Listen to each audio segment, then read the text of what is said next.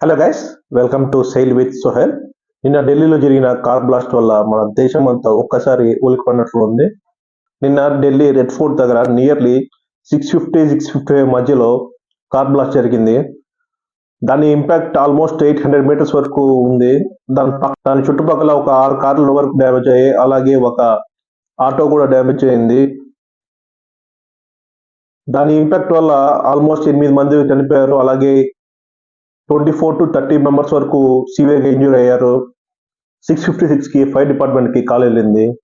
Almost ఒక 20 fire engines అలాగే ambulance కూడా ఆ స్పాట్ చేరిపోయాయి. మేబీ ఇది ఏమైనా టెర్రరిస్ట్ అటాక్ అనే కోణంలో కూడా మన వాళ్ళు ఇన్వెస్టిగేషన్ చేస్తున్నారు. యాక్చువల్లీ 20 days బ్యాక్ అక్టోబర్ 19న శ్రీనగర్ నౌగాంలో ఒక పోస్టర్ వేశారు. అది జేఈఎం సంస్థకి సంబంధించిన పోస్టర్. జేఈఎం అంటే జైషా మొహమ్మద్ ఆర్గనైజేషన్. అక్కడ ఉండే పోలీసులు లోకల్లో ఉండే కొంతమంది సస్పెక్ట్స్ ని అదుపులో తీసుకుని ఎంక్వైరీ చేస్తే ఒక భయంకర విషయం బయటపడింది. ఆరిఫ్ నాసిర్దార్, ఇలియాస్ సాహిల్, మక్సూద్ అహ్మద్ దార్ ముగ్గురిని అదుపులో తీసుకుని ఎంక్వైరీ చేస్తే కొన్ని షాకింగ్ ఫ్యాక్ట్స్ బయటపడ్డాయి. కొంతమంది వైట్ కాలర్ సైకోస్ కూడా ఈ మిషన్ లో ఇన్వాల్వ్ అయినారని తెలిసింది. ఆరిఫ్ వాళ్ళు ఇచ్చిన ఇన్ఫర్మేషన్ బట్టి జమ్మూ అండ్ కాశ్మీర్ లో 10 డిస్టిక్లు ఆల్మోస్ట్ 1300 రైడ్లు చేశారు. దానిలో 12 ప్లేస్ల నుంచి 100 మంది దాకానే అదుపులో తీసుకున్నారు. వాళ్ళని ఇన్వెస్టిగేషన్ చేస్తే వాళ్ళు ఇచ్చిన క్లూస్ తో హర్యానా ఫరీదాబాద్ లో ఒక లొకేషన్ హౌస్ వెళ్తే ఐల్ ఓపెన్ చేసి చూసిన తర్వాత దానిలో ఆల్మోస్ట్ 2900 kgs అమోనియా ఉంది. అలాగే AK-47, AK-57 రైఫిల్స్ ఉన్నాయి, 2 పిస్టల్స్ ఉన్నాయి, 87 బుల్లెట్స్ ఉన్నాయి. అలాగే సెల్స్, రిమోట్స్, ఎలక్ట్రిక్ సర్క్యూట్స్ అన్ని అక్కడే ఉన్నాయి. ఒక 14 బ్యాగుల వరకు 100 కిలోలు సరిపోయే ఎక్స్ప్లోజర్ పౌడర్స్ కూడా ఉన్నాయి దాంట్లో. ఫరీదాబాద్ ఇంట్లో రైడ్ చేశారు కదా, ఆ ఇంట్లో ఉండేది ముజమ్మిల్ షకీల్. తన్ని అదుపులో తీసుకున్నారు. తన స్నేహితుడే మొహమ్మద్ ఉమర్, డాక్టర్ మొహమ్మద్ ఉమర్, పుల్గామాకు సంబంధించిన వాడు డాక్టర్ మొహమ్మద్ ఉమర్.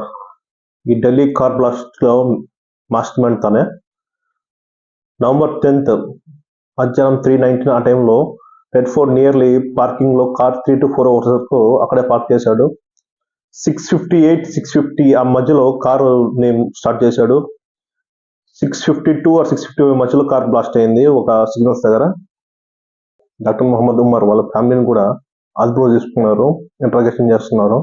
उमर नबी के घर में कल रात से उनका नाम जो है सरफेस हुआ है, लेकिन फैमिली की बात करें तो उनकी फैमिली यहाँ पे है। उनके 2 भाई जो है रात में ही उनको पुलिस उठा के ले गई है क्वेश्चनिंग के लिए, और इस वक्त हम इनसे बात करने की कोशिश करेंगे। आप क्या लगती हैं उनकी? मैं उनकी भाभी हूँ। तो रात में जब ये सारा इंसिडेंट हुआ तो पुलिस आई रात में? रात के 10 बजे, 10 साढ़े 10 बजे आ गई थी और उन दोनों भाइयों को लेकर चली गई। पहले एक को ले गई, फिर दूसरे को लेकर गई। अच्छा, तो ये बताइए, जो डॉक्टर उमर है कितने टाइम से बाहर थे और लास्ट कब वो घर आए थे? 2 महीने पहले शायद घर आए थे। अच्छा, हाँ, 2 तो महीने। कितने टाइम से वो वहाँ फरीदाबाद में जॉब कर रहे थे? मुझे लगता है మొహమ్మద్ ఉమర్ ఎక్కడ దొరికిపోతారనే కంగారులో ఈ ప్లాన్ చేసినట్లు తెలుస్తోంది. డాక్టర్ ఉమర్ ప్రీప్లాన్ గా సూసైడ్ బాంబర్ అయ్యాడా, లేకపోతే ఈ అమోనియం ని మార్చే క్రమంలో బై మిస్టేక్ గా ఏమైనా యాక్సిడెంట్ జరిగిందనే కోణంలో కూడా ఇన్వెస్టిగేషన్ చేస్తున్నారు. తన డిఎన్ఏ శాంపుల్స్ కూడా కలెక్ట్ చేశారు. అలాగే డాక్టర్ ఆదిల్, తను ఒక డాక్టర్ ప్లస్ తను ఒక ప్రొఫెసర్ కూడా పనిచేస్తున్నాడు. వీళ్ళంతా ఒక సిండికేట్ గా ఫామ్ అయ్యి పాకిస్తాన్ టెర్రరిస్ట్ తో లింక్ అయి ఉన్నారు. లక్నోలో డాక్టర్ షాహీన్ తన షిఫ్ట్ డిజైర్ లో AK-47 పెట్టుకుని తిరుగుతోంది. తను కూడా అదుపులో తీసుకున్నారు. ఒక టెక్కీ కూడా దొరికాడు, తన పేరు జుబేర్. పూణేలో కళ్యాణి నగర్ లో ఒక పెద్ద సాఫ్ట్వేర్ కంపెనీలో వర్క్ చేస్తున్నాడు.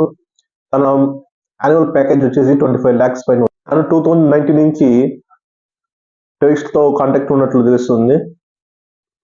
వీళ్ళందరిలో మోస్ట్ డేంజరస్ అనే వ్యక్తి మన హైదరాబాద్ సంబంధించిన వ్యక్తి. తన పేరు ముహియుద్దీన్ సయ్యద్, 35 years అతను. గుజరాత్ లో నివసిస్తున్నాడు, హైదరాబాద్ నుంచి పోయి. తను చైనాలో తన MBBS కూడా పూర్తి చేశాడు. ముహియుద్దీన్ సయ్యద్ ఒక బయో వెపన్ తయారు చేస్తాడు, రైసిన్ పాయిజన్ అనేది 4 liters వరకు తయారు చేశాడు. దానికి యాంటీవెనం లేదు. దాన్ని హ్యూమన్ కన్జ్యూమ్ చేస్తే ఆర్గన్స్ అని ఫెయిల్ అవుట్ అయ్యి చనిపోతారు. వీళ్ళకి వెపన్స్ అంతా పాకిస్తాన్ నుంచి డ్రోన్స్ ద్వారా రాజస్థాన్ లో ఉండే హనుమాన్ గర్ మీద నుంచి వీళ్ళకి ఫరీదాబాద్ కి సప్లై చేశారు. మెయిన్ ఫండింగ్ ఎక్కడి నుంచి వస్తుందంటే డొనేషన్ ద్వారా వస్తుంది. వీళ్ళు ఇలాంటి వాళ్ళకి ఎట్టి పరిస్థితుల్లో ఫండింగ్ అనేది చేయగలదండి. వీళ్ళు మసీదులు కడతాం, హాస్పిటల్స్ కడతాం, అలాగే సోషల్ సర్వీస్ చేస్తామని వస్తారు డొనేషన్ కోసం. వీళ్ళకి డబ్బులు ఇచ్చామంటే వీళ్ళు తీసుకెళ్లి ఆ పాకిస్తాన్ నుంచి వెపన్స్ కొనుక్కొని మన మీదే దాడి చేస్తారు. ఇలా అసలు ఇలాంటి సైకోస్ చదువుకున్న ప్రయోజనం ఏముంది? చదువులోని మూర్ఖులన్న ఒక రకం, వీళ్ళు చదువుకున్న ఉన్మాదులకు తయారవుతున్నారు ఒక్కొక్కరు. సరే, మేబీ ఈ రోజు నా టోన్ వేరే విధంగా ఉన్నా పర్వాలేదు, కానీ ఖచ్చితంగా ఇలాంటి విషయాల్లో స్పందించాలి యాజ్ ఎ ఇండియన్ గా. ఎందుకంటే నేను కూడా ముస్లిమే, అనే నేను ఒక ముస్లిం కన్నా ముందు ఒక భారతీయుడిని. దేశం తర్వాత ఏదైనా, బట్ నేను ఒక ముస్లిం కన్నా ముందు ఒక ఇండియన్ని. ముఖ్యంగా నా దేశం ఎక్కువ నాకు, నా దేశం తర్వాత ఏదైనా. ఇలాంటి కొంతమంది ఎడ్యుకేటెడ్ సైకోస్ కూడా విచ్చలవిడిగా మన దేశాన్ని నాశనం చేయడానికి ప్రయత్నిస్తున్నారు. ఇలాంటి వాళ్ళని కఠినంగా శిక్షించాలి. అలాగే మీకు ఈ వీడియో నచ్చినట్టుంటే లైక్ చేయండి, షేర్ చేయండి, సబ్స్క్రైబ్ చేసుకోండి. మరో వీడియోలో కలుస్తాం. జై హింద్.